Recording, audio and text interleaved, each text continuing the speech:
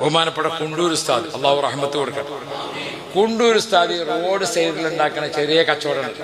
നമ്മളെ ചെറിയ പിന്നെ ഈ ചൂടുള്ള ചായയും വയന്ന വടയൊക്കെ കിട്ടുന്ന ഒരു പീടിയല്ല, അങ്ങനെ ചെറിയ പരിപ്പ് വട അങ്ങനത്തെ ഇതെല്ലാം, അങ്ങനത്തെ ഒരു കച്ചവടം തുടങ്ങിയ ഒരാൾ റോഡ് സൈഡിൽ ചെറിയൊരു ഷെഡെല്ലാം വെച്ചിട്ടിട്ട് ആ കച്ചവട പീടിയ കുണ്ടൂർ ഉസ്താദ് പോയിട്ട് ഉദ്ഘാടനം ചെയ്തു.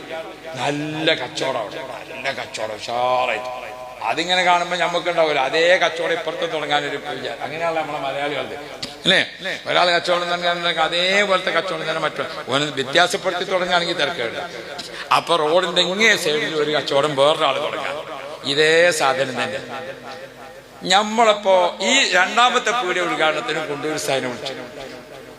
നമ്മളെ വിളിച്ചാൽ നമ്മളെന്ത് ചെയ്യും? ഓൻ കാണാണ്ട് വല്ല ഇവിടെ വന്ന് അതിൽ കൂടിയിട്ട് അങ്ങ് പോകും. അതല്ലേ നമ്മളെ രീതി? അല്ല, അങ്ങനെയല്ലേ?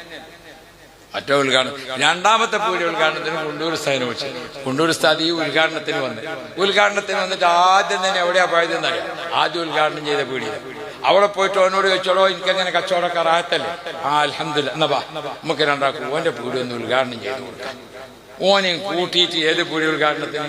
രണ്ടാമത്തെ പീടി ഉദ്ഘാടനത്തിന്. എന്നിട്ട് ഓരോട് രണ്ടാക്കും അല്ലാഹു റഹ്മത്ത് ചെയ്യട്ടെ, രണ്ടാക്കും അല്ലാഹു ബർക്കത്ത് ചെയ്യട്ടെ.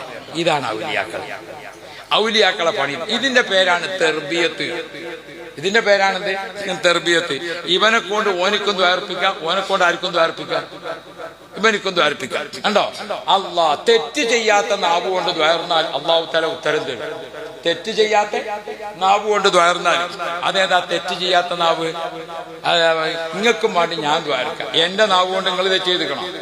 ഇല്ല. നിങ്ങൾ എനിക്കും വേണ്ടി ദ്വാരക്കാം. നിങ്ങളെ നാവ് കൊണ്ട് ഞാൻ തെറ്റ് ചെയ്തിക്കണം? അതാ ഔലിയാക്കളെ ഭാഷ. അതാണ്. തെറ്റ് ചെയ്യാത്ത നാവ് കൊണ്ട് ദ്വാരക്കണം. നിങ്ങളെ നാവ് കൊണ്ട് ഞാൻ തെറ്റ് ചെയ്തിക്കണം, എന്റെ നാവ് കൊണ്ട് നിങ്ങൾ തെറ്റ് ചെയ്തിക്കണം. നിങ്ങൾക്കും വേണ്ടി ഞാൻ ദ്വാരക്കാം, എനക്കും വേണ്ടി നിങ്ങൾ ദ്വാരക്കാം. ഭാര്യ ഭർത്താവിന് വേണ്ടി ദ്വാരക്കാം, ഭർത്താവ് ഭാര്യക്കും വേണ്ടി ദ്വാരക്കാം. ഓളെ നാവ് കൊണ്ട് ഇവനും തെറ്റ് ചെയ്തിട്ടില്ല, ഇവന്റെ നാവ് കൊണ്ട് ഓളും തെറ്റ് ചെയ്തിട്ടില്ല. മക്കള് മാതാപിതാക്കൾക്ക് ആർക്കു വേണ്ടിയും. അതുകൊണ്ടാണ് നമ്മൾ എപ്പോഴും ഏത് പറയുന്നത്? ദ്വാരക്കണേ. ആ ദ്വാരക്കണേ എന്നുള്ള വസിയത്ത് ആര് പറഞ്ഞു? നബി മുഹമ്മദ് മുസ്തഫ